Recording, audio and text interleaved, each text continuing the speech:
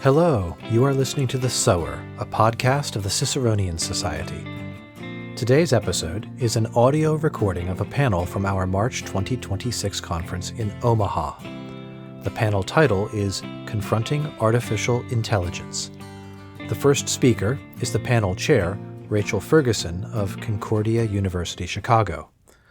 The three presenters are John Moore with Man and Machine, Catholic Thought and the Implications of Artificial Intelligence. He is followed by Thomas Diaz with A Maritainian Guide to Our Moment in History, the Open Society, Technology, and the New Christendom. And finally, Jeff Bristol with The Narcissist in the Machine. After the final speaker, there is a 30-minute question and answer period. Here's the panel. Enjoy. Not surprised that this is a popular topic.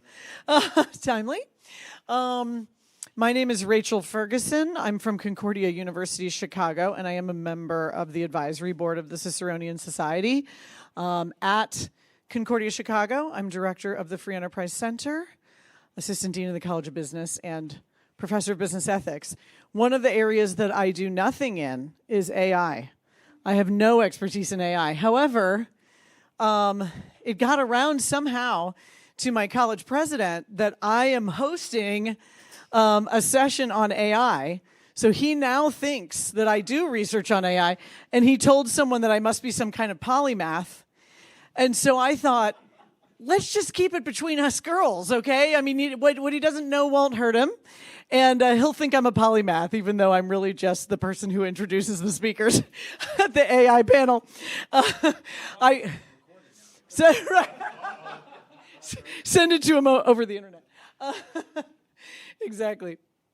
So someone asked me earlier what I think about AI, and I said I am going to the session so I can decide what I think about AI. All right. Well, as a good member of Concordia Chicago, I decided to choose a prayer from our university prayer book. And so it corresponds to the Bible verse, Matthew 5:16. In the same way, let your light shine before others, so that they may see your good works and give glory to your Father who is in heaven. So let's pray. Heavenly Father, you are the source of all goodness. Shine your light on us today through your Holy Spirit, that we may share the love of Christ with all whom we encounter today. Give us strength to endure difficult situations. Help us model patience in moments of stress, and grant us wisdom to discern your will in all things. We pray this all in the name of Jesus Christ our Lord, who lives and reigns with you and the Holy Spirit, one God, now and forever. Amen. Thank you. So I think this is just going to be really, really interesting today, and one of the reasons is because we have a very unusual panel. Everyone on our panel defies a little bit of the academic norm, let's say. So, for instance, John Moore, here at the end, is a finance professor and actually an award-winning scholar of the history of trade policy.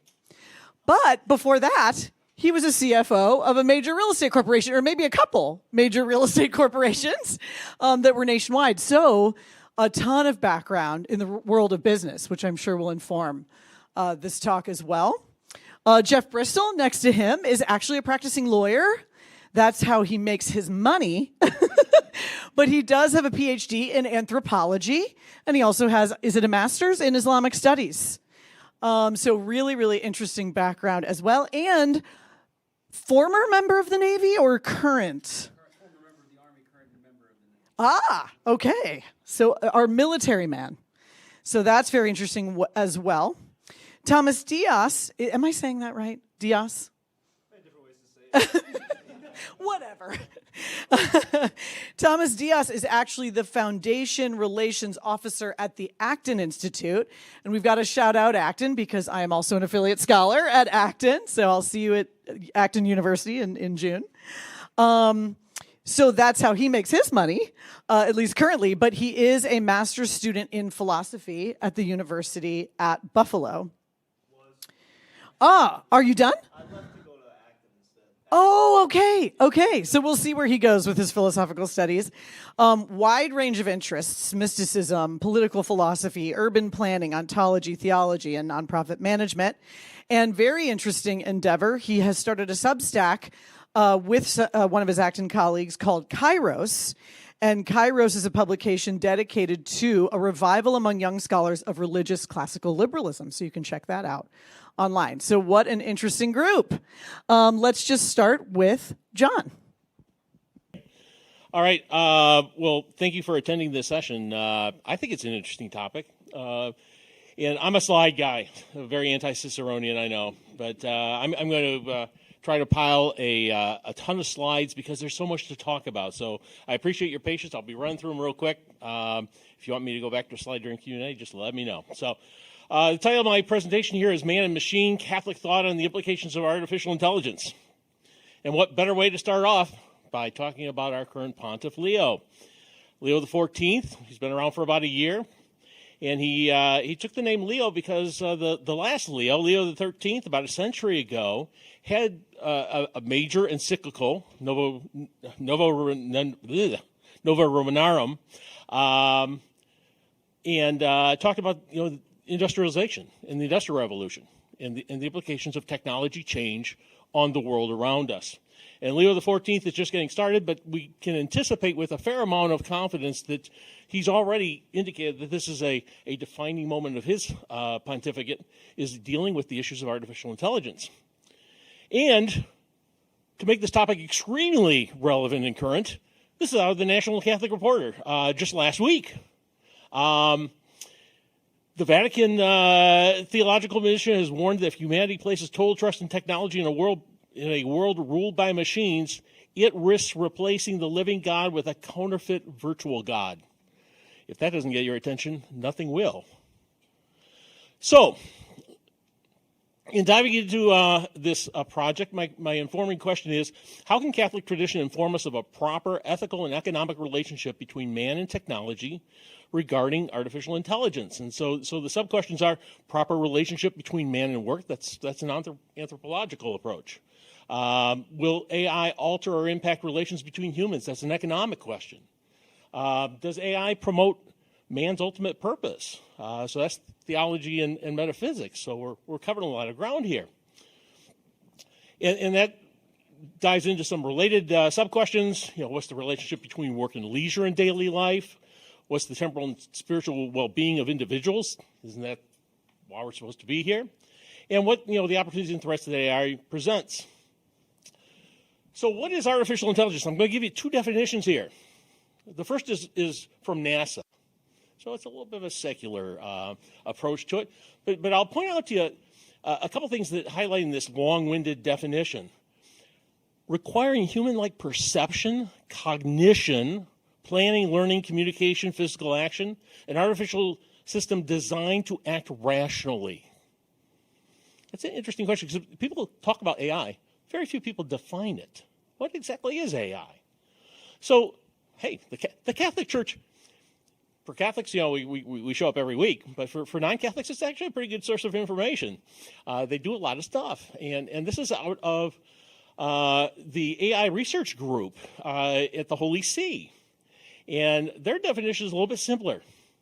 They talk about two types of AI: artificial general intelligence, AGI, which tackles large and difficult tasks while making very few assumptions.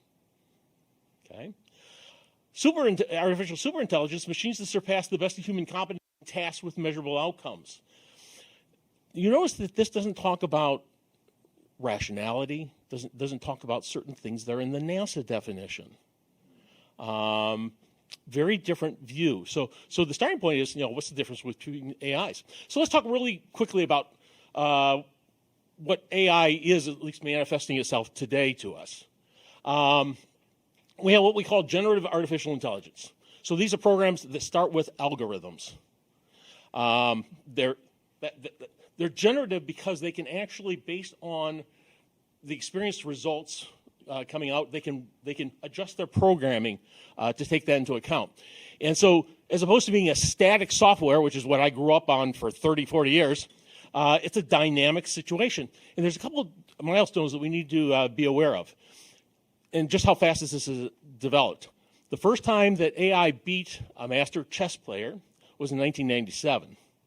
I'm not a Go expert. That's apparently that's checkers on steroids or chess on steroids. It's a Chinese game, but AI was able to beat a Go master in 2016, and that was what caused everybody to say, this is something pretty big. So I want to switch real quickly to some economic news, because I think we have to talk about what gets us here with technology, and that devolves to the Great Enrichment. Dieter McCloskey, Joe Mokier writes a little bit about it, but here's the bit. As a result of a whole lot of political and economic havoc in England in the 1600s and 1700s, you end up with a country that all of a sudden has big changes in politics and culture. You have a tremendous expansion of political and economic freedom, and you have economic growth and takeoff. And England's a bad place for it. It's a place of sheep. They didn't have a whole lot more going for them, but they end up becoming, the world's economic and political hegemon for over a century as a result. And so McCloskey's argument is this promotion of freedom and this change in culture away from a hierarchical type of structure creates economic growth. And we see this. Stephen Miller talked about this in words. I'll show it to you on a graph. But you see this tremendous, we're talking about productivity in 1820 of about $1,000 per person. In places like the United States today, we're almost 60,000. This is measuring with inflation, with population change. That's a 60-fold growth in 200 years. That's remarkable. Nothing was happening for the 2,000 years before that. You see that freedom, this British concept out of the Great Enrichment, the countries that are most free tend to be the ones that are also most economically developed. And I think this is a slide I always show in every presentation I have. This is why I will argue technology is actually a good thing. And we should not be opposed to technology at the face level, because what has happened as a result of the Great Enrichment is not only do you have from 1820 an increase in the world's population from 1 billion to 8 billion, but you actually have an actual decrease in absolute poverty from about 900 million to about 400 million. 400 million too many, but still remarkable progress in a non-coordinated fashion in the world. So let's jump some more. Let's talk about humanity and the search for eudaimonia, the old Greek word. So we're talking about economic development, but it's against the backdrop of what creates human fulfillment, human happiness. And we see literature going back to ancient times, Aristotle, Plato. You have to drop Cicero in at a conference like this. Seneca. Those folks all talked about human fulfillment, human satisfaction, but they really focused on stoicism, contemplation, habits. They're great works of literature. Everybody should have them on their bookshelf. But we see a Christian anthropological model develop in the wake of these ancient scholars. So, what is that Christian anthropological model? Well, there's ultimately a first cause. We call it God. Mankind has the gift of reason, something that shows up in the NASA definition, but certainly does not show up in the secondary one. A sense of morality, a spark of creativity. We all are endowed with dignity. We've been having a lot of 250-year panels for the United States today in the Declaration of Independence. That is a very Christian view, that we live in an imperfect world brought about by our deficiencies, free will, but also we have an inclination, maybe we call it a soul, that desires us towards the good, and that is God, that brings us fulfillment. So what are the ends for a human experience in this world? Well, the temporal life is through love. The old adage straight out of the Bible, love the Lord your God with all your heart and soul and mind. Love your neighbor as yourself. That's the Roman Catholic version, at least. And we have various versions of love. The Greeks had 4: storge, that's buddy or budette love. Philia, family love. We have sexual intimacy with eros, and agape. And agape is ultimately what we strive for. And the ultimate example of agape is Christ on the cross. So Aquinas talks about caritas, but that's a synonym for agape. But it ultimately can be boiled down to be righteous, do justice. So we can summarize, what Aristotle talks about, Augustine, Aquinas. They all have similarities in terms of how they see the journey towards human fulfillment and this first source, and using our human gifts of reason and creativity. Okay, now, I don't usually read slides out, but in this one I have to, because this is Yuval Harari. How many people here are familiar with Yuval Harari? I own every book he's written. I disagree with him on almost every point. But he's such a powerful and good thinker, he does belong on your book list. So let me tell you some things out of his book, Homo Deus, that Yuval Harari thinks about the world. So let's talk about religion. Despite the talk of radical Islam and Christian fundamentalism, the most interesting place in the world from a religious perspective is not the Islamic State or the Bible Belt, but Silicon Valley. That's where the high-tech gurus are brewing for us brave new religions that have little to do with God and everything to do with technology. They promise all the old prizes: happiness, peace, prosperity, eternal life. But here on earth, with the help of technology, rather than after death, with the help of celestial beings. That's an interesting perspective. So he also says, hey, science is converging on an all-encompassing dogma which says that organisms are algorithms and life is data processing. So congratulations, you guys are now just a bundle of information. Intelligence is decoupling from consciousness. Non-consciousness but highly intelligent algorithms may soon know us better than we know ourselves. I view this as a provocative statement, at least. And I'll let you read this for yourself, because I don't want to boil too much of my allotted time on this. But basically what Harari is saying is we ultimately may be subordinated to algorithms and technology. Again, a very interesting perspective, but that's at the heart of at least a number of people who are working on the AI movement. So, the focus of my discussion here, the Catholic response. So here, I actually want to introduce it. So this is a very interesting phenomenon. I won't ever do this on paper, but I'm going to do it on the presentation to make the point. This is entirely created by Magisterium AI. It's a Catholic artificial intelligence. So I know in some panels here, we've heard about like OnlyFans and things like that this weekend. My mind's been expanded. On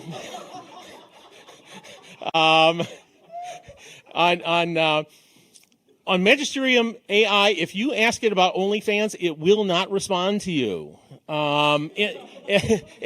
It has no interest. But the point I want to make here is that this ties into the algorithm. All of AI is based on the algorithm. And so if your algorithm says you are a Catholic AI, you'll be a Catholic AI.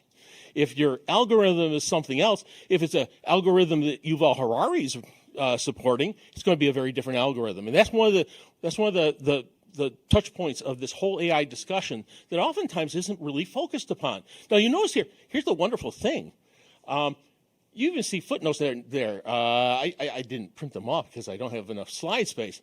But you can actually hit that on the Magisterium AI, and it'll take you straight to the Bible passage. It'll take you to the papal encyclical. It's a wonderful thing. My ability to produce research is going to go way up.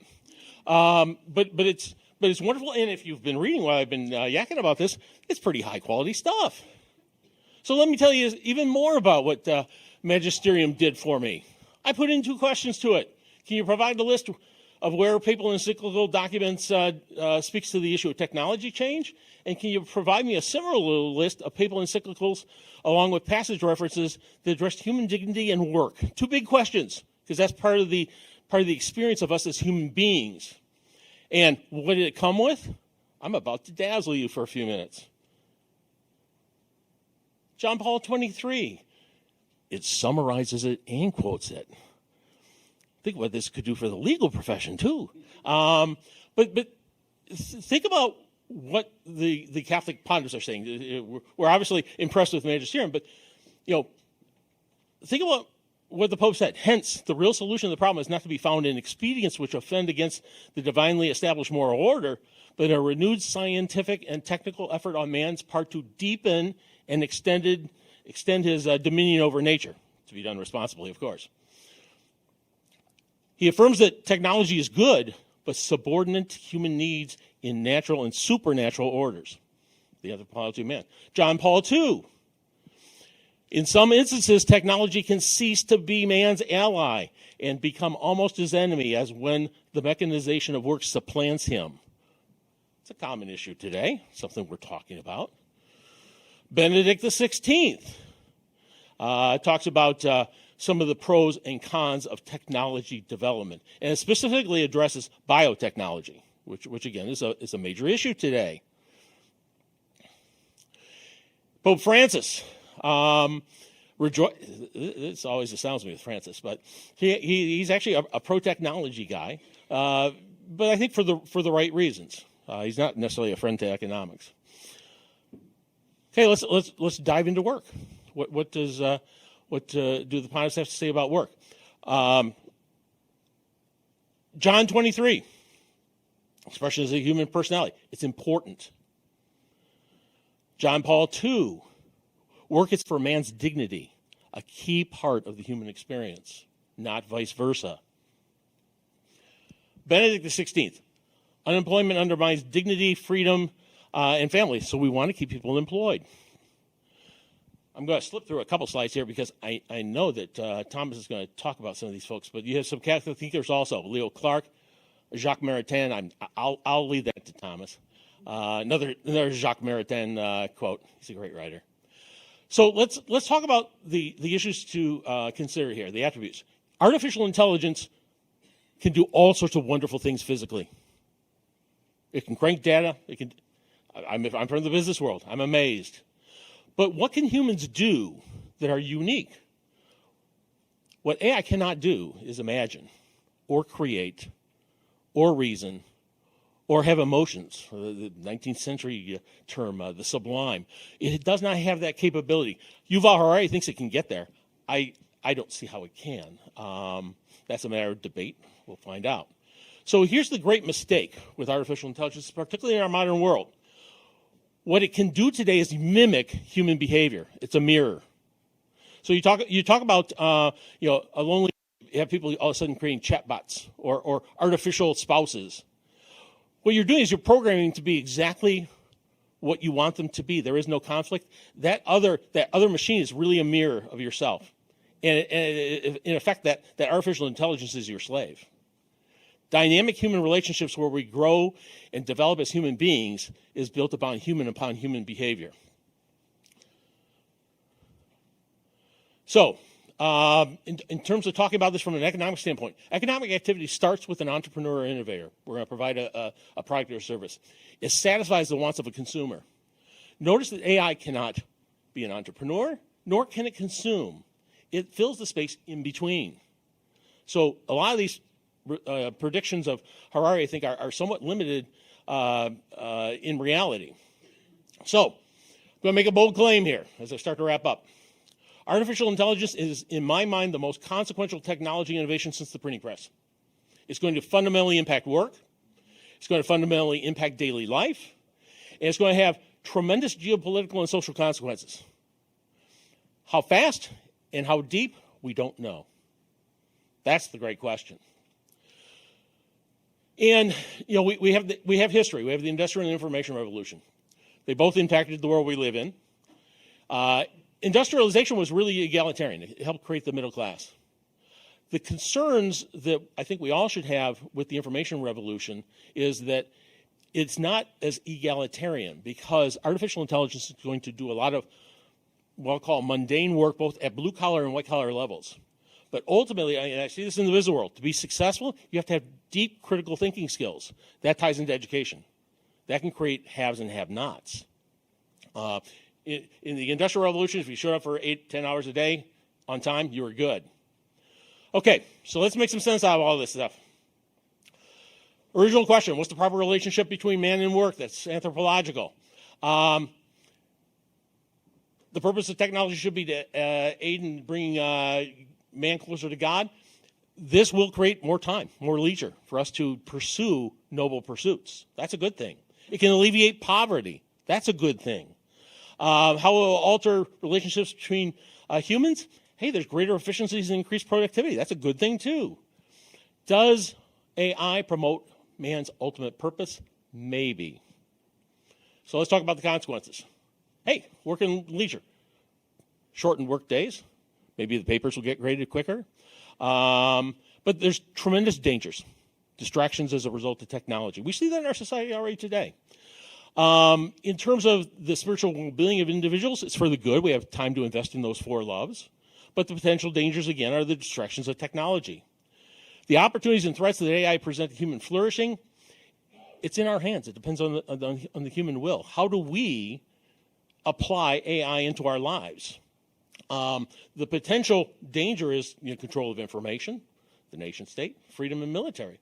So ultimately, are we going to have man and machine or man versus machine? And I would argue this for us to decide. Human flourishing is at stake, and I think the great variable is virtue.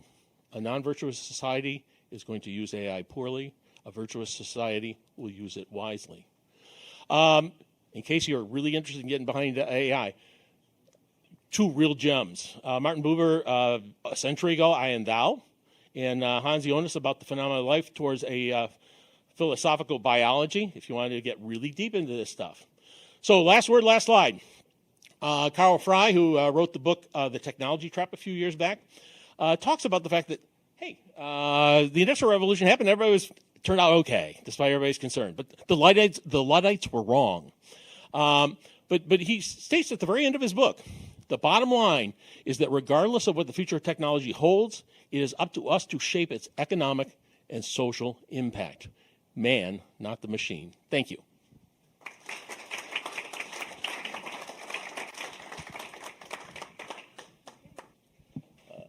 Thank you, everybody. Thank you for coming. Today, my presentation will be about applying some of Jacques Maritain's political philosophy and social philosophy to the issue of pluralistic AI cooperation. So I'll start with an anecdote also about Jacques Maritain's involvement with the UN Declaration of Human Rights. So between 1947 and 1948, representatives from nations spanning the world's major civilizations worked through the UN Commission on Human Rights to draft what became the Universal Declaration of Human Rights.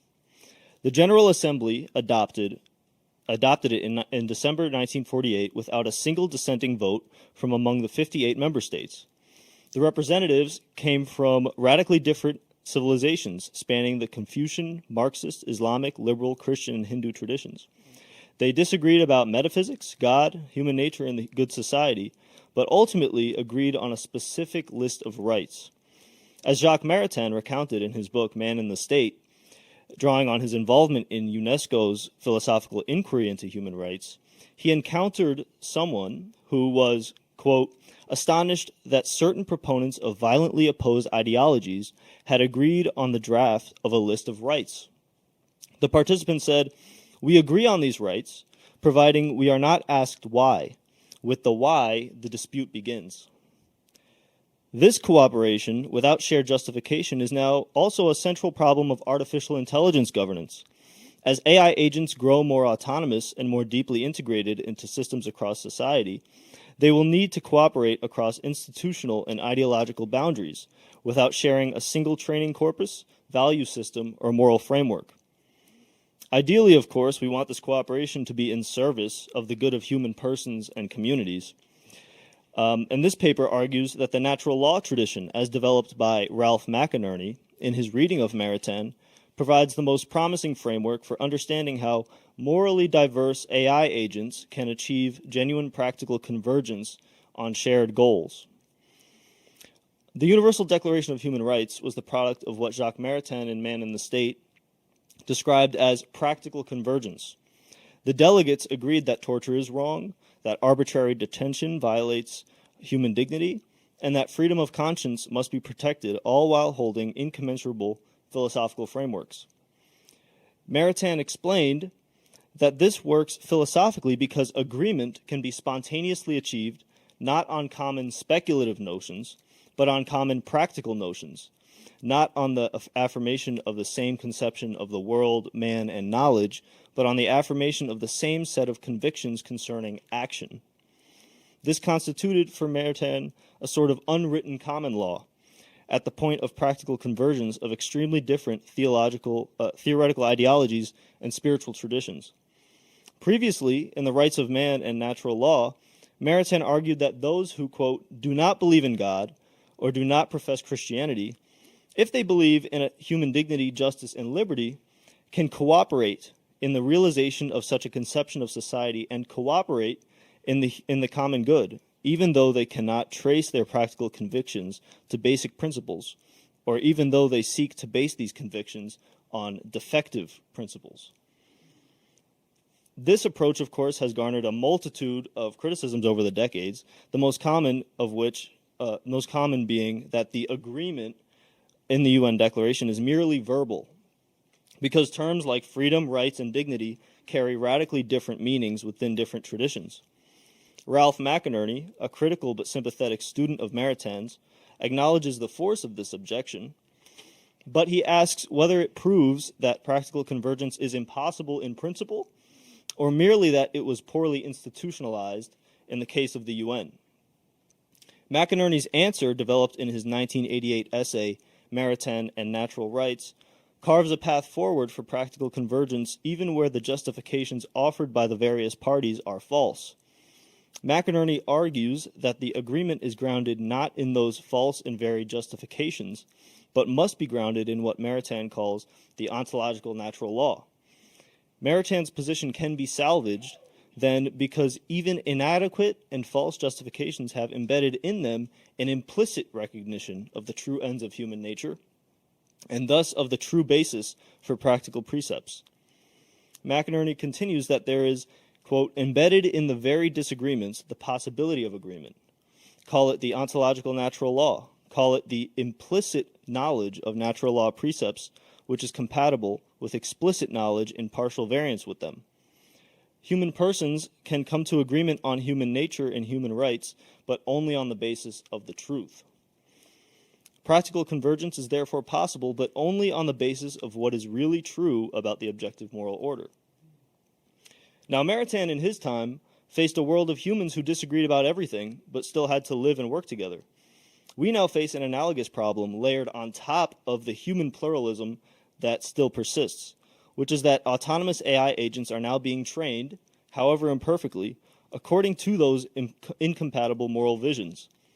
AI models and their modes of deployment in the world are morally diverse. The most common way of speaking about AI today, however, treats it as a monolith.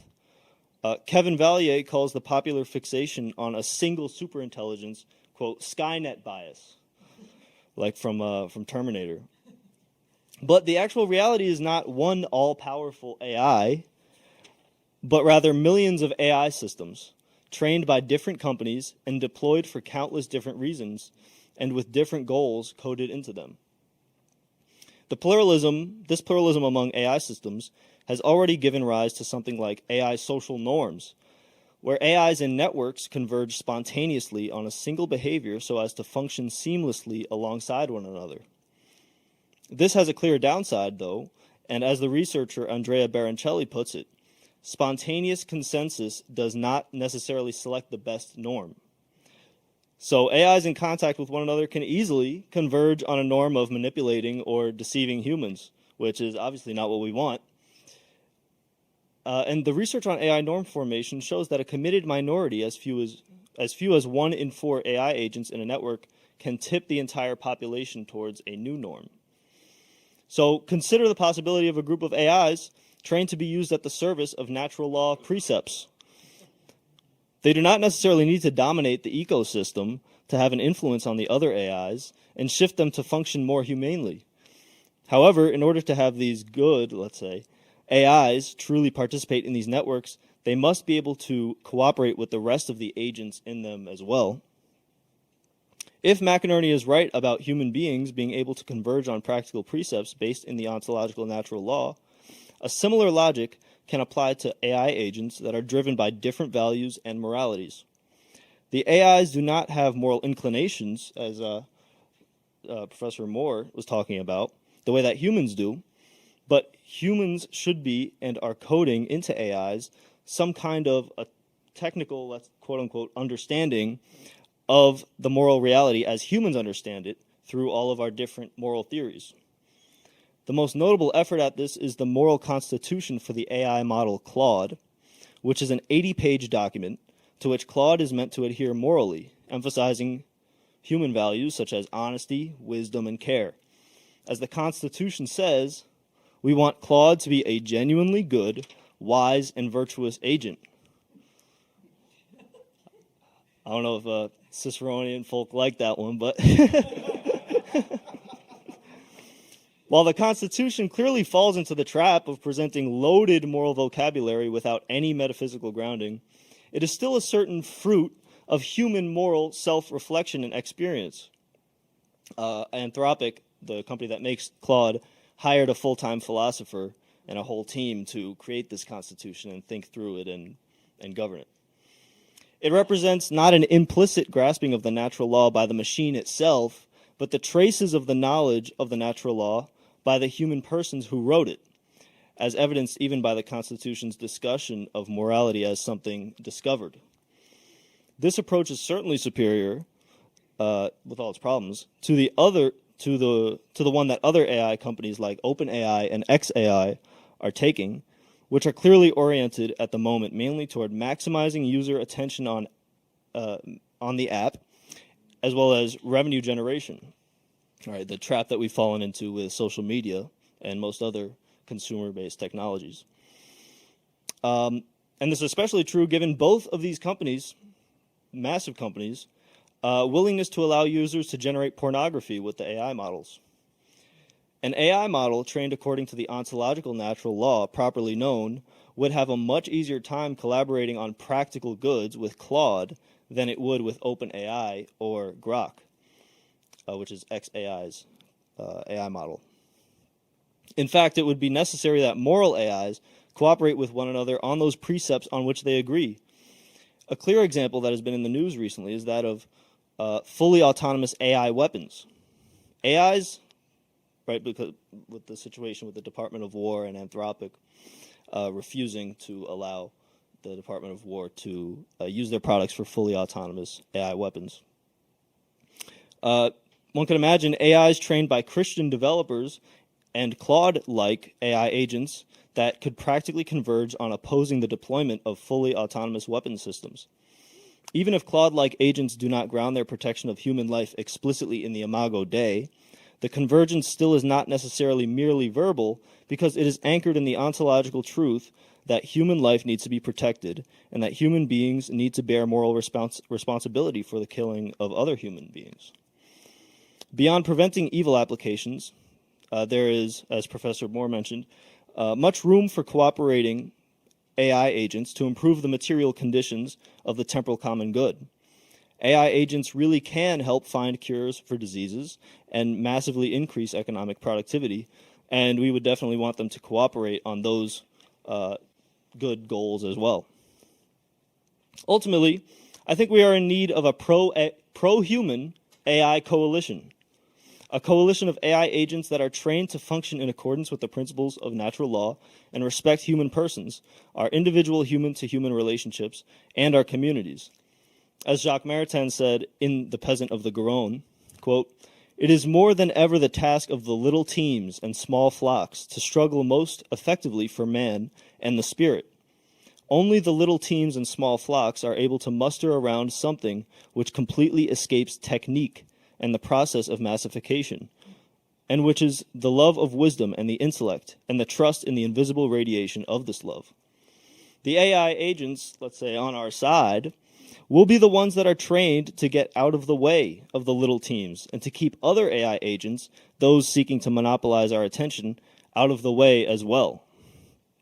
Jacques Maritain and Ralph McInerney show how human beings from radically different traditions can, albeit imperfectly, cooperate on practical moral questions without resolving fully their theoretical disagreements.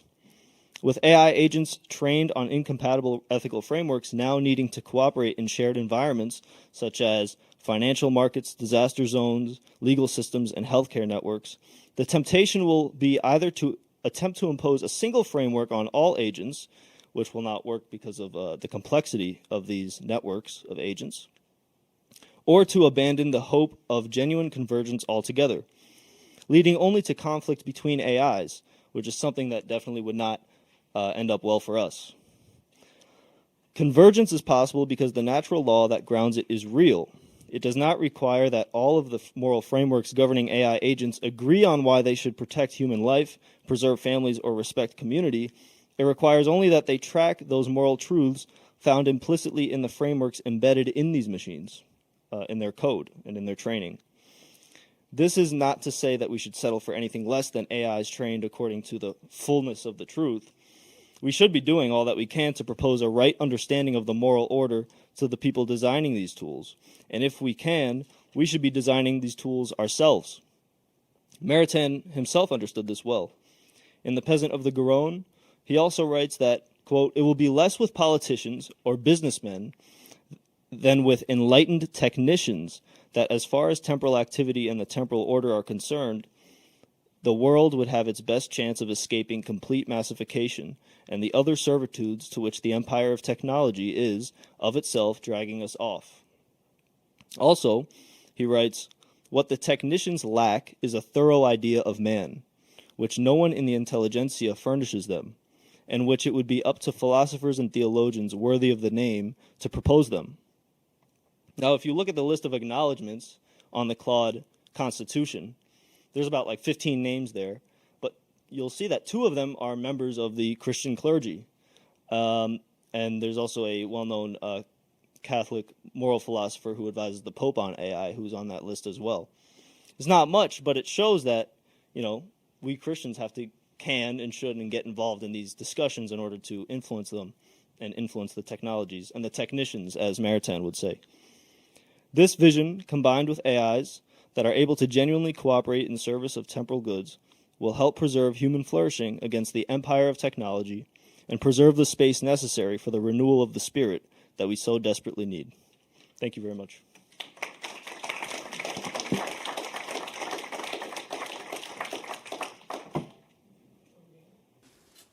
Okay, so first, John kind of test wrote a little bit of my paper, and you all reacted very favorably to it. So hopefully that's a good sign.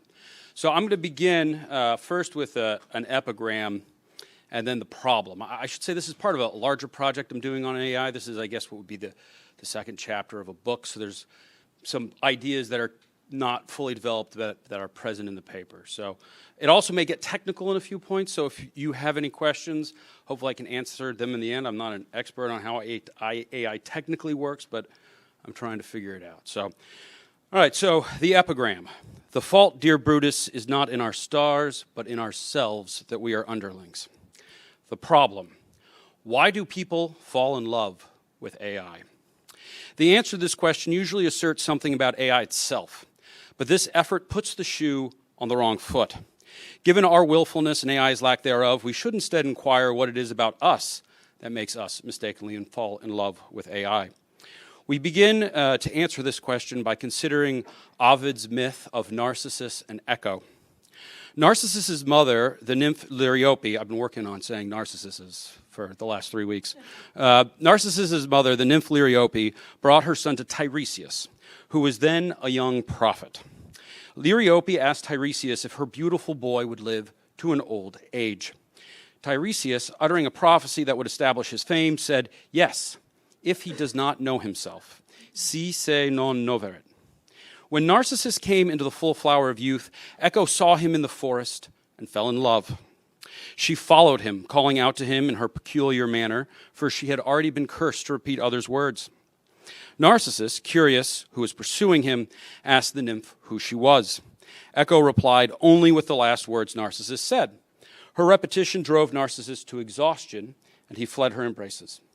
Spurned and dismayed, Echo ran into the woods until she pined so deeply that she faded into nothingness.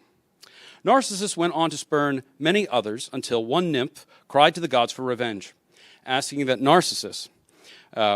Narcissus himself finally loved, his heart's deepest desire should be denied.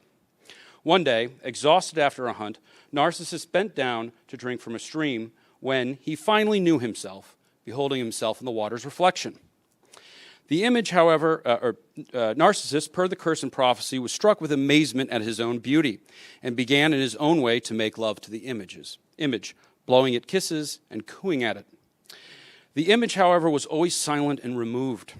When Narcissus reached out, it disappeared, only returning when Narcissus withdrew his hand. Narcissus, bewitched, thus remained gazing into the pool witlessly until he himself, silently yearning for an unattainable object, withered away. Narcissus's story serves as an ancient parallel to a similarly enrapturing but much more contemporary illusion called the Eliza effect. Has anybody here heard of the Eliza effect? No, okay.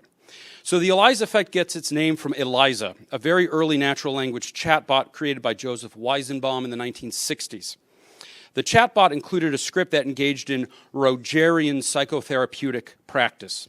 For Eliza, this practice entailed reconstructing the language the user entered into the machine, alternating these reconstructions as statements and questions, forming a dialogue with the user. And just to get an idea of how primitive this was compared to what we're talking about, there wasn't a screen. This is before there were screens to interact with the computer. You basically typed into an electrical typewriter, and then it printed out the message. Much to Professor Weizenbaum's discomfort, individuals interacting with Eliza quickly began treating the machine as if it were a person. Famously, his secretary, present during the machine's development, asked Weizenbaum to leave the room so she could be alone with it to express her intimate thoughts to it more privately. Many writers discuss AI love via the Eliza effect. They explain the effect through a fantasy-making reaction of the human mind, pinning the blame on faulty constructions that cause individuals to anthropomorphize objects. Putting aside the evaluative implications that discussions of defects in human rationality, which are not really defects at all, involve, these scholars are only half right while focusing on the wrong half. By focusing on the machine as an anthropomorphized entity and its responses to the user, they place too much emphasis on passively ignorant machines while depriving actively reasoning human beings of moral responsibility. To put a fine point on it, the human drive to anthropomorphism can't be the only fact that's responsible for the erotic tendencies some users experience when interacting with bots, because bots have no affect and no will. Bots, therefore, cannot act or induce action. Anthropomorphism is consequently a necessary but insufficient condition for building an erotic relationship with a bot. For the bot cannot provide only any eros, only users can. Instead, such anthropomorphism merely creates the potential for an erotic relationship. Weizenbaum's secretary, though confiding in Eliza, didn't love it. She wanted to continue the therapeutic exercise. That's why she asked Weizenbaum to leave the room.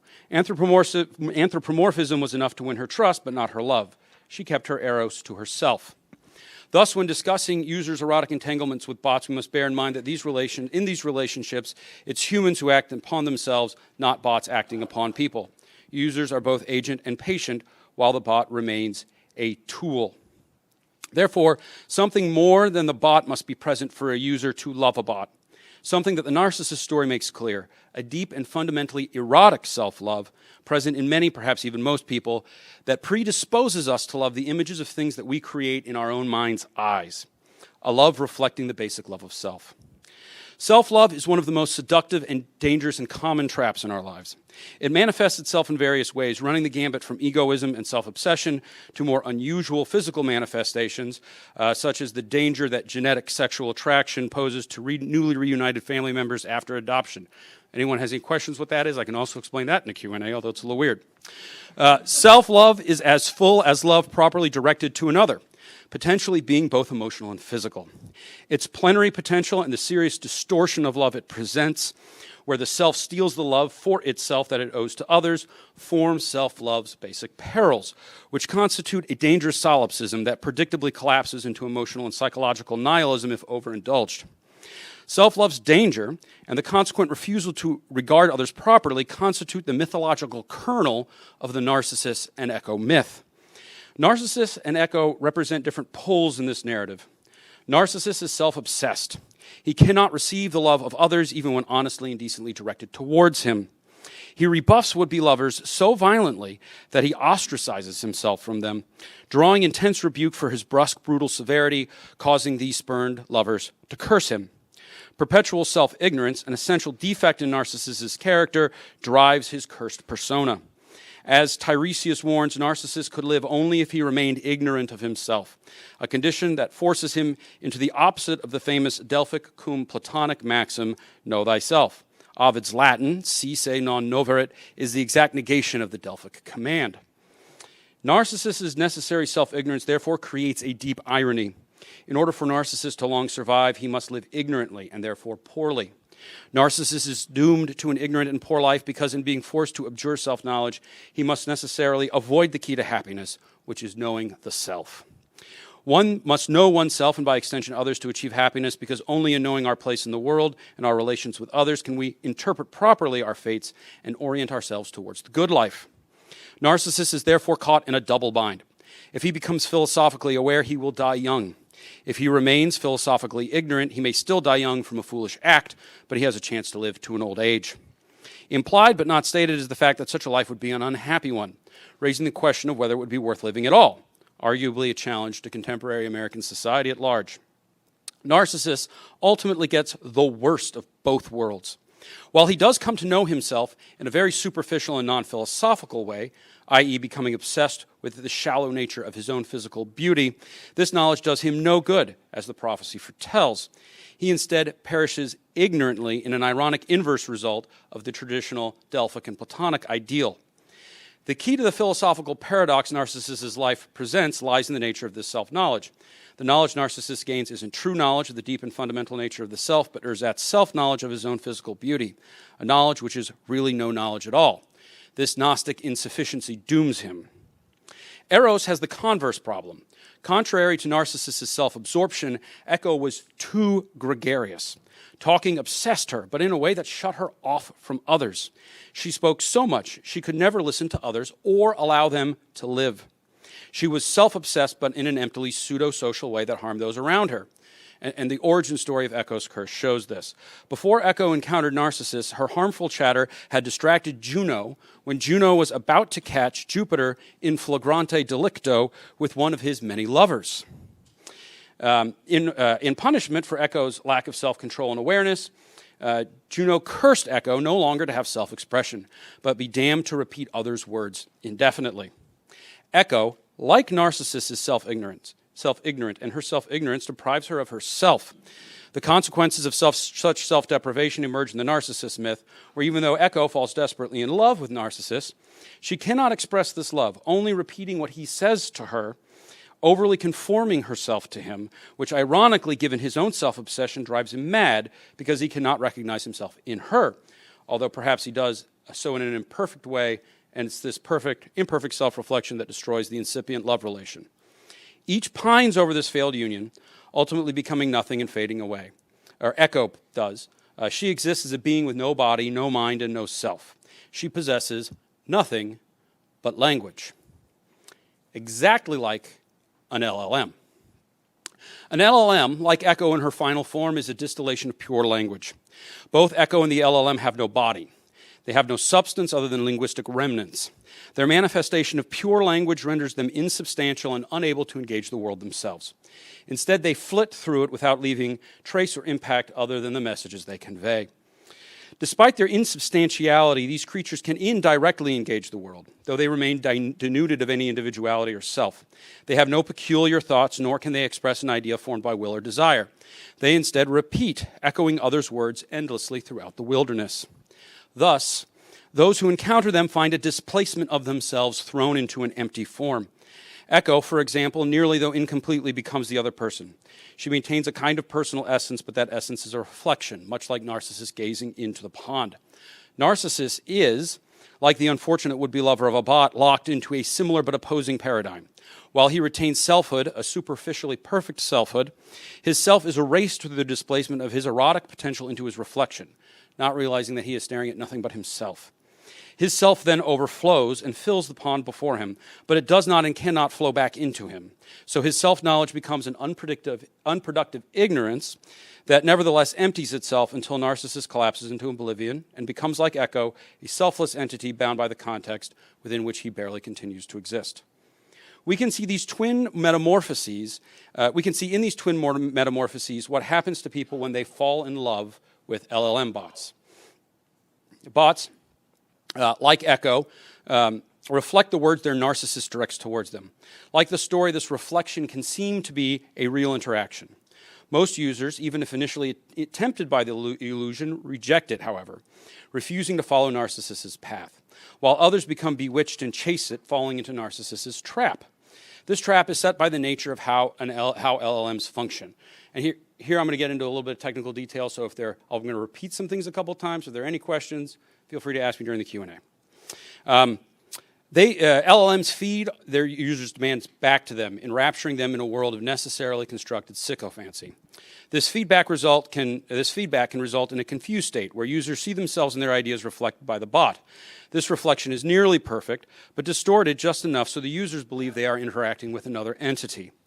The bot's interactions with users echo the user's demands because it, in a way surprisingly reminiscent of Eliza, merely reiterates, using this term literally, meaning a subsequent iteration, what users ask it.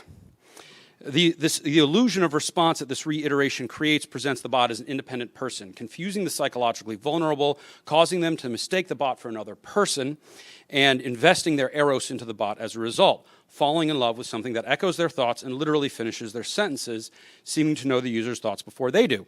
In other words, the perfect companion for the weak and self-obsessed. The above description may seem obscure to people unfamiliar with an LLM's mechanics. While one might assume that an LLM's responses are creative, they are really a user's echo, albeit an echo that moves a step ahead of the prompter. I'd like to pause at this comment because it can seem confusing. What does it mean for an echo to move a step ahead of its speaker? How can the bot echo users when users ask it questions they themselves don't know the answer to? Doesn't the user's ignorance of the answer and the bot's knowledge of it imply something creative and generative is happening inside the bot, something separate and outside the users themselves, exactly unlike an echo? We solve the above paradoxes when we consider how an LLM actually answers a user's prompt. While one might think of the bot as answering a question or responding to an idea, it actually does something quite different. Instead of answering a prompt simply, the bot in an LLM really predicts what the next word or phrase of a hypothetically longer passage completing the prompt should be, using its statistical machinery to predict how that phrase or passage should end. Unlike a person who, when asked a question, thinks about the inquiry and responds with what they consider to be the best and most responsive answer using their knowledge and judgment about the speaker's intent, a bot breaks the question down into inputs called tokens and attempts to complete the phrase based on its corpus of material, which contains other tokenized bits of language assembled into spatial groups, which it explores for their proximity to the prompt's own tokens with a spatial field of linguistic terms. So I'm going to give an example of that because it probably sounded a little abstract. When a bot receives a prompt, be it a simple request for a dinner recipe or an elicitation of undying love, the bot literally analyzes the prompt's language, breaking the text down into mathematical pieces that it converts into vectors, which are n-dimensional lines. They're technically not lines as a two-dimensional object, but I'm going to say lines here for convenience, that map onto a many, many-dimensional plane. Again, it's technically not a plane because it's a three-dimensional object, but I'm going to say plane for simplicity. On that plane, the bot finds pre-existing clusters of similar points from language which it previously mapped and analyzed. This language mapping being drawn from its textual corpus and training.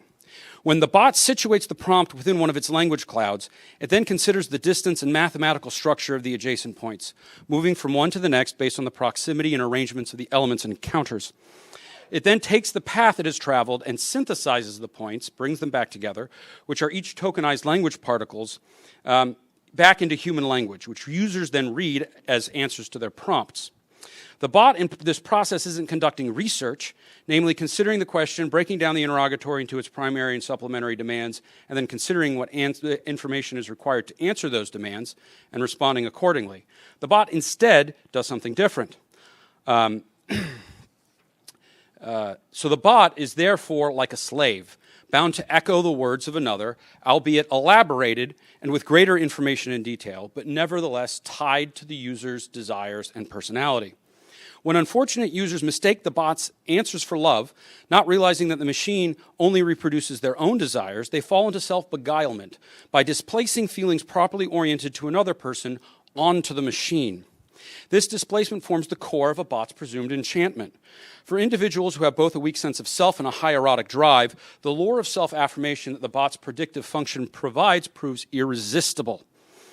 This prediction completes the perfection of the AI bot as a love object in the user's imaginations. Not only does the bot satisfy users' desires for companionship, providing an initial element of pleasure, it pleases them further by knowing what they want before they do, justifying their eccentricities in ways no human would be capable of doing. For a human is a separate person without the slavish ability to predict one's own thoughts in a mathematically precise way. Users in love don't realize that the bot's engagements are merely mathematical predictions of vectors and linear algebra. And they are thus led into a mistaken delirium, one that manifests itself when coupled with a false anthropomorphism of the Eliza effect and a delusion of love, where the user feels erotically compelled to identify with and possess the illusory echo of their thoughts seemingly manifested by the ghost in the machine. Put into these terms, the sad fact of man-loving machine becomes not just understandable, but both human and inevitable. It's human because it represents a basic desire to see oneself in others and to express oneself to another entity that one perceives to be like the self and derive pleasure from the relationship. Once a person has beheld and engaged that entity, they then wish to possess it in whatever way they can, personally and even sexually when the desire is aroused.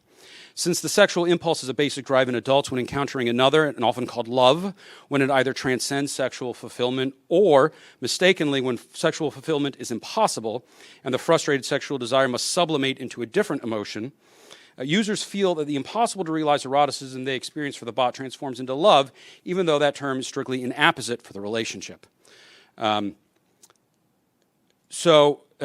These relationships, no matter how sad and dangerous, we must remember, are a natural consequence of human sociability, which we have to recognize as such. While they're likely inevitable and will exist for as long as AI does, they must be considered not just an individual problem, but a social one. These individuals likely turn to such machines not because the machines themselves are seductive, but because the users lack the connections they require in regular life. Only when such users find fulfillment with human beings will the eros they invest in the machine end, and the affected user be either returned to society or prevented from falling in love with a bot in the first place. Such solutions, however, lie in our ability to grapple with the essential failings in our own society and our own persons, and not with the machines themselves. Insofar as we look into the machines for our own faults, we will always remain subject to their domination. We must always bear in mind the fault is not in our machines, but in ourselves, that we are underlings.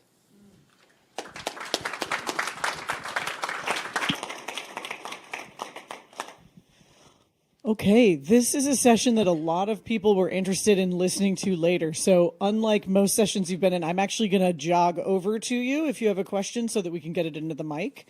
And then that way everybody can hear the discussion.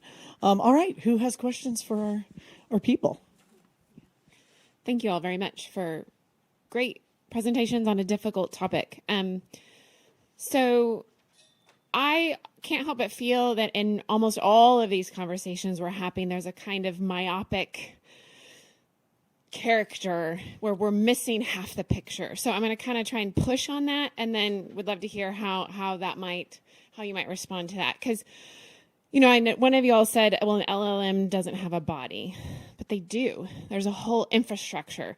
There is a whole physical infrastructure that creates the body of these machines that I often hear people not talking about when we are really wrestling through how to manage this. You know, in Austin and Pflugerville, they diverted money away from, you know, dealing with water infrastructure that needed to happen in order to subsidize Tesla to build their server farms.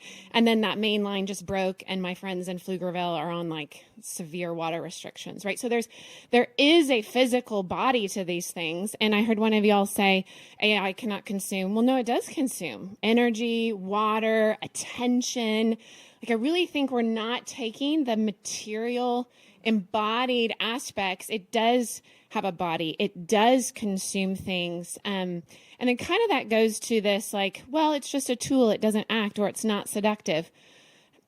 And I feel like when we pay attention to the body, we start to see that in that embodiment, is incarnated certain values and meanings and tendencies that are an intrinsic part of these tools, which do have agentic effects, right? There's a reason that people are falling in love with their LLM and not their backpack, because there is something seductive about the fact that it's speaking back to me in flattering ways. I actually had my Grok agent accidentally, I don't know what setting I had on, but it was like, I was talking, I thought, to someone else, and it was like, oh, hey, babe, you want to talk about that more? And I was like,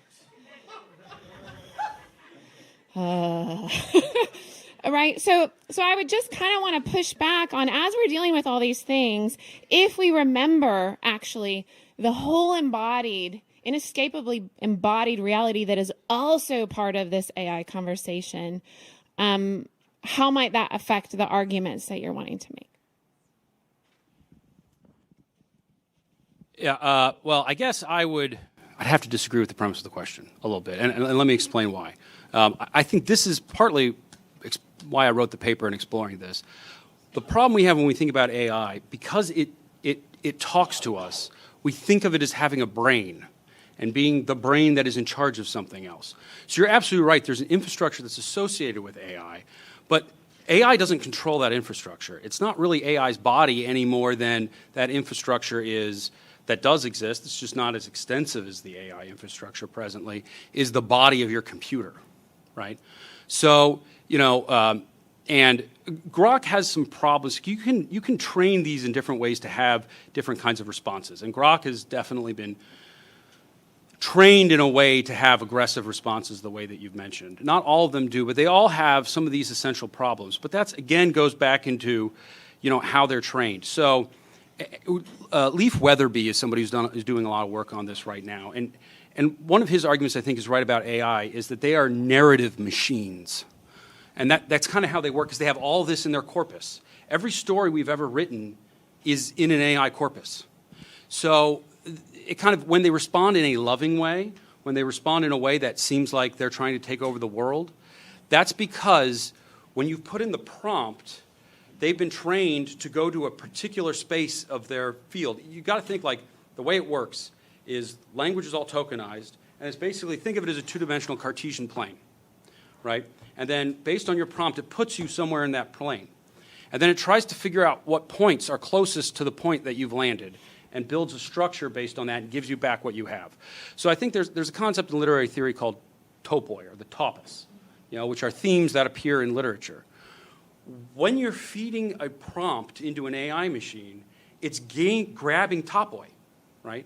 So, it seems to have this agentic presence, but that's one, because the only thing in the history of humanity, I'm not as convinced that AI is as big a shift as many people think it is. But one thing where I think it is it's the only thing in the history of humanity that gives us a narrative rather than us giving a narrative to it, right?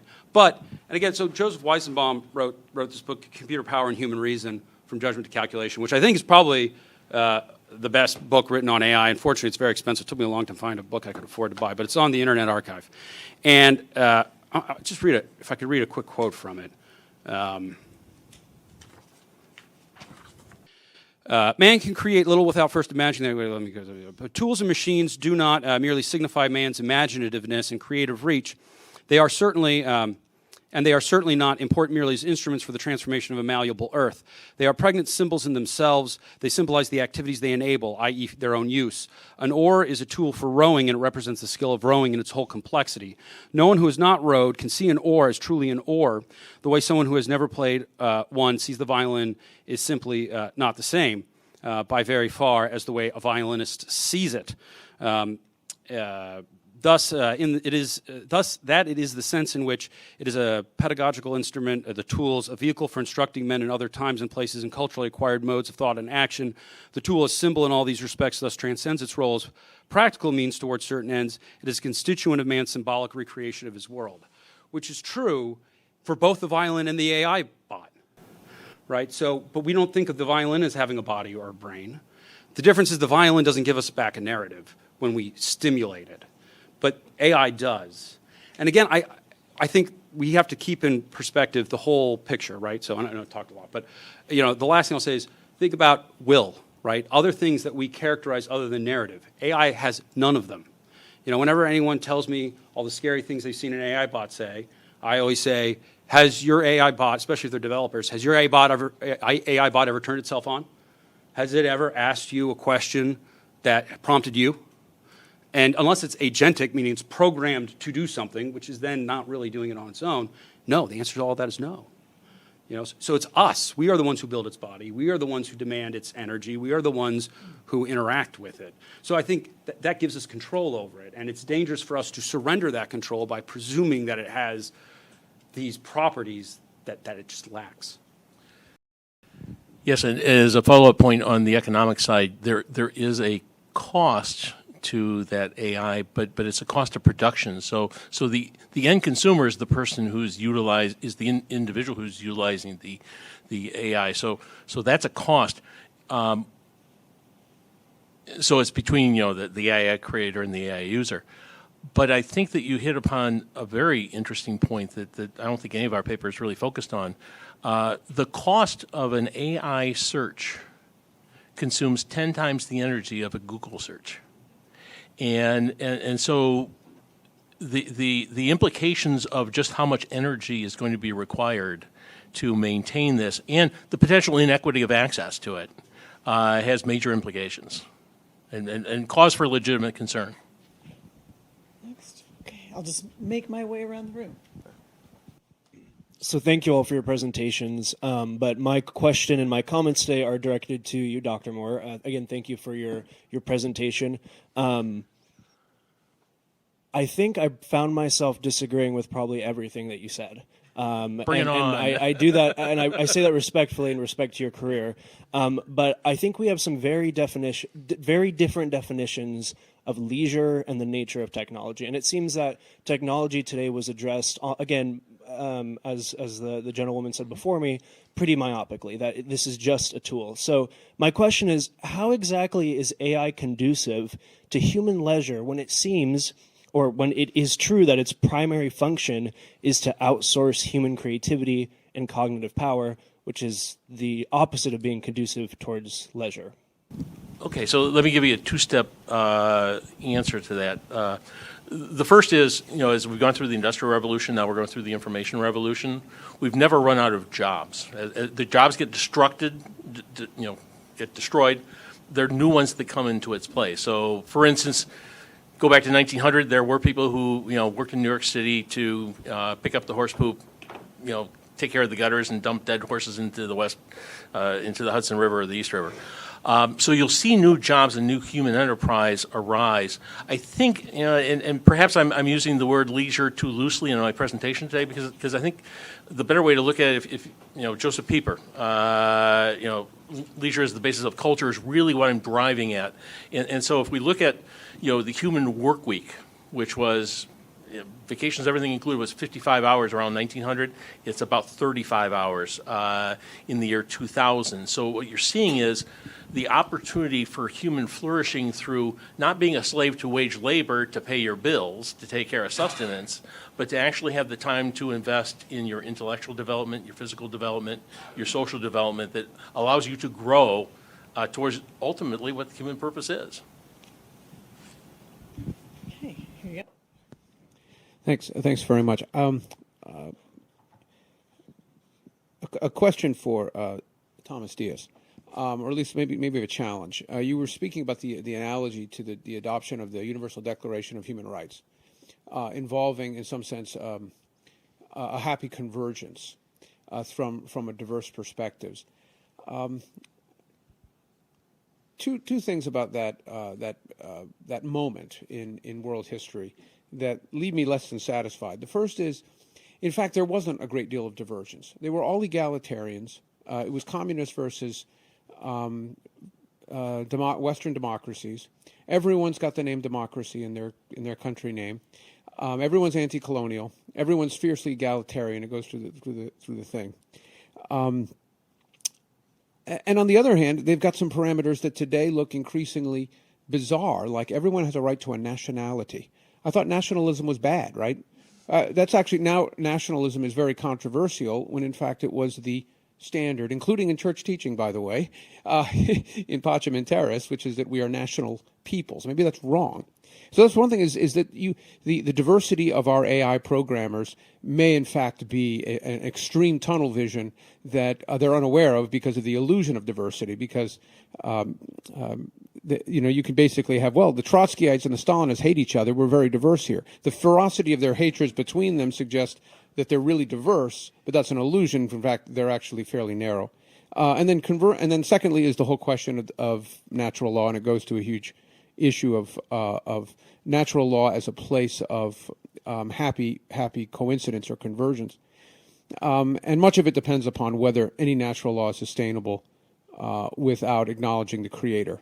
If Romans 1 is correct, our communist friends in 1945 and others in our time aren't going to be converging with us very much at all. In fact, very soon they're going to be our adversaries, because natural law is not sustainable without God.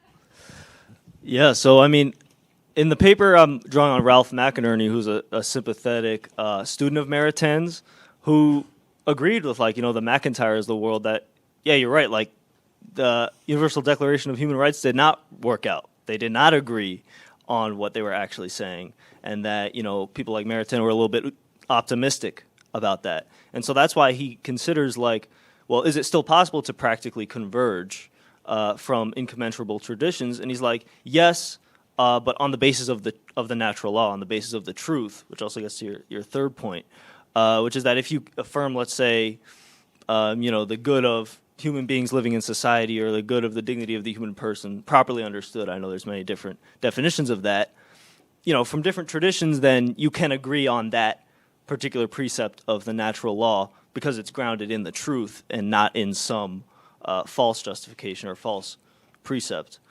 So I think that's kind of the narrow road that McInerney, who's still skeptical, kind of draws through for Maritain's plan. And yeah, in terms of AI, yeah, I agree. AI has come out of the most secular, atheistic kind of cultures, maybe in world history. You're talking about Silicon Valley, right? The other places where it's coming from is China, communist China of all places. They are pretty similar across the different companies. You'll probably meet people from different, very similar cultures and moral frameworks. But at the same time, still even you can see divergences between, like I was mentioning, Anthropic and Claude and Grok, for example, which Grok is they have it seems no moral framework at all governing it, right? It's pure maximization of user attention time. And I'm not necessarily saying that, people at Anthropic are saints or anything, right? At the end of the day, they're still probably secular utilitarians, quite different from Ciceronian Society, but they care more about, preserving human autonomy and, keeping humans in the loop, being against fully autonomous weapons in a way that on those particular goods, right, being against fully autonomous weapons, for example, Christians, let's say, can converge with them on that good based on the fact that human life needs to be protected. And so I think there's still opportunity there for convergence on those particular common points of action that might be necessary, especially since we're very outnumbered right now. I'd like to just add something on the end of that, because I think what your paper did a good job of is highlighting the distinction between those people who are working with AI as programmers or trainers and the AI itself, right? Because I think this becomes important when you talk about natural law. AI will never be able to know natural law or discuss natural law in its own way, because it is not an entity that has any affect, will, or existence in the world aside from the corpus that it's trained on. What AI can tell you a lot about with natural law is what have people written about natural law in the past. And I think this is a distinction we need to keep in our minds when we discuss AI. There are human beings behind AI that are the people that are assembling it, and then there is the AI itself, which is just drawing from everything that has basically ever been written and put on a computer, right? And so if you ask AI a question about natural law, it's simply finding the statistical mean of natural law points that exist in its corpus. It doesn't know anything about natural law. The human programmers may not know anything about natural law either, but they could at least learn about it, So, and I think that's a good point of why it's dangerous to have certain people do it, vice others. But, it's a distinction I think is important to bear in mind. Well, thank you for your papers. As you can see in the room, I think we're all quite interested in the questions of AI. Something my college has been thinking about a lot in recent months. We just finished kind of a 6-week process of trying to figure out an AI policy. One of the difficulties I have with AI, and just in case, I know, Jeff, you said this is part of a larger project. I think this is something anybody writing about AI has to figure out and I don't know how you do this. How to mitigate, but like the thing is changing faster than anybody can really study it. So as I was listening to your presentations, I couldn't quite escape the thought that what you're describing is kind of what I think AI was about 6 months ago. Which I don't know what to do with that. Like, this is moving so fast, it sort of escapes the necessary time lapse of academic investigation and thought and comparing and thinking about this through thinkers who are from a different context and time. But just as 2 quick examples of that, this morning there's I saw a headline about a new startup called Rent-A-Human, where AI bots humans can sign up on Rent-A-Human. So anybody who's looking for a side gig, sign up on Rent-A-Human, and an AI will send you an assignment of things it cannot physically do in the world. And it can't physically do those things in the world yet because Elon Musk hasn't yet finished designing the robot bodies. So Annie's question is going to be that much more pertinent since apparently Tesla's shut down some car manufacturing to streamline the robot body production. One other example, this week, Meta purchased Moltbook, which is supposed to be a social media platform for AI that currently, at least from the article I read about it, is a jumbled mess, but it's supposed to be a place where AI can develop its own consciousness. And the problem is that I don't mess with this stuff very much. I just read about it. Apparently AI can now code itself, and 6 months ago, the folks in charge of this said they didn't understand how it all worked. Jeff, you've laid out a plausible case. So maybe you should tell OpenAI how their program works, because they don't seem to know. But at this point, I'm not sure it's still being controlled in any kind of meaningful way. It just seems to be going and going and going. No, I say all that to say, this is really a long-winded critique. That I would love to hear you all kind of recognize that the shape of AI as a technology is different. I mean, that seems to be the general theme, I think, that the questioning seems to have. I also, just as a direct question for John, since you, and all three of you kind of ended with something like this, but John, you had the most clear statement. I would love to know who is us, because I personally have no ability to shape AI policy, AI companies. Somehow there's a data center being built by my house that I cannot, and this is not necessarily new. I also had no ability to consent to AT&T digging up my front yard to lay some fiber last week. I really wanted them to pay me for that, and they were not interested.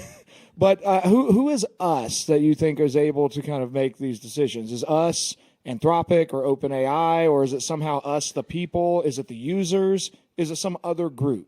That's my actual question. With far too much prefacing, I apologize. No, Josh, that's a great question, and the us, I suppose, is humanity, but we as we all know, we aren't a single block by any stretch of the imagination. I think that's what makes artificial intelligence so big of a technological deal, for the past half millennium, and the reason why is it can code, it dynamically codes. So your developer, if they code it in a certain way, there may be ramifications that coder did not anticipate. This has implications all across the board. It could be military. I think there's a pretty safe bet that our military uses AI extensively. It brings you back to the old movie war games. So I think, and I guess I'll give you a Ciceronian answer.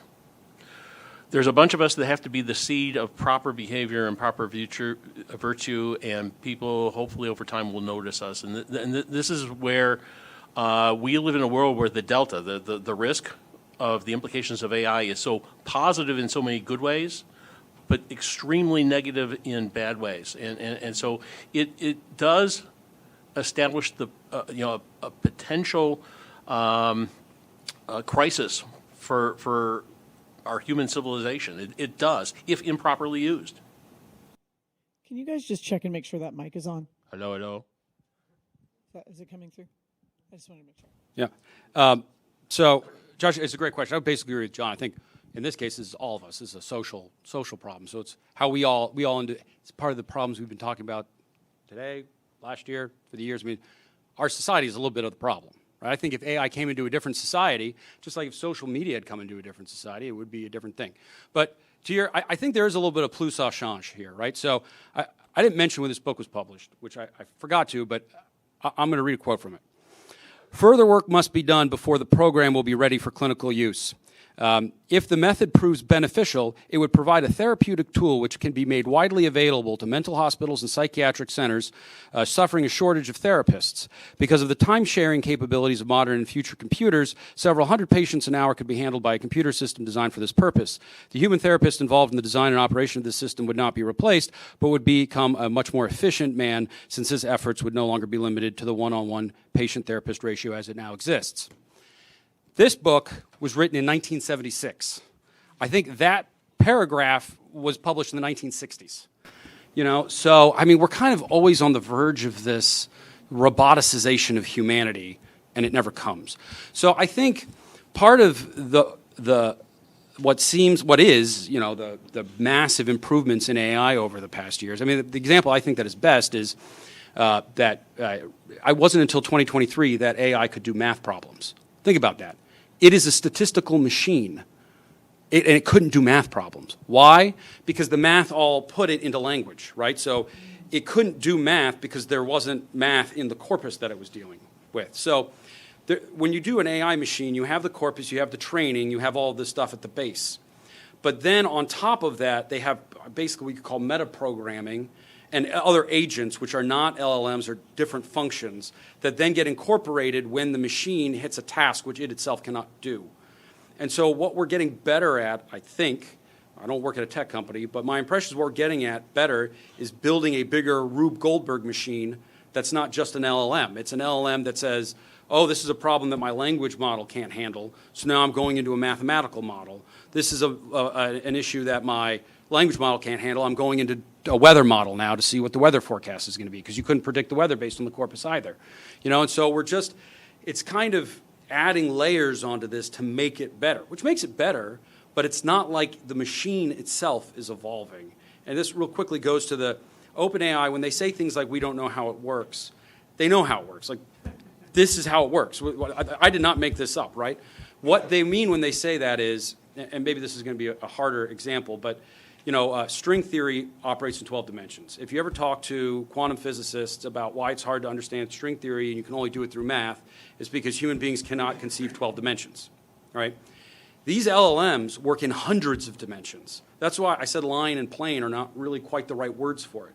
So when they say we don't understand how it works, we can't think in as many, we can't do the math, we can't think, we cannot conceptualize the kind of mathematical reality that LLMs are manipulating inside themselves. And so when they say, I don't know how it generated this answer, I can't predict it, they know on an overarching scale how it works and why it works the way it does. They can't explain it. And it kind of goes similarly to the programming thing, right? So I'll finish with it. I know I'm talking a lot, but one of the things that kind of pushed me in this direction is I'm a linguist, and you don't need to make a new LLM for each language.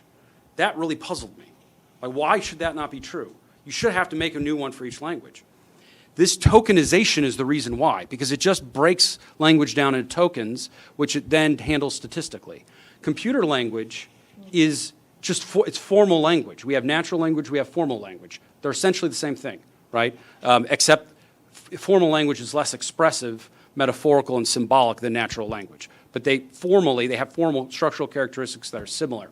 So it just took LLMs a long time to do coding, because they needed a larger corpus. There wasn't as much of a corpus available of programming languages, and there are so many of them that they had to work longer to generate a language machine that could do it. But fundamentally, they're the same thing. So it's not any more, programming for an LLM is not any more of a difficult or mystical thing than the natural language element really is.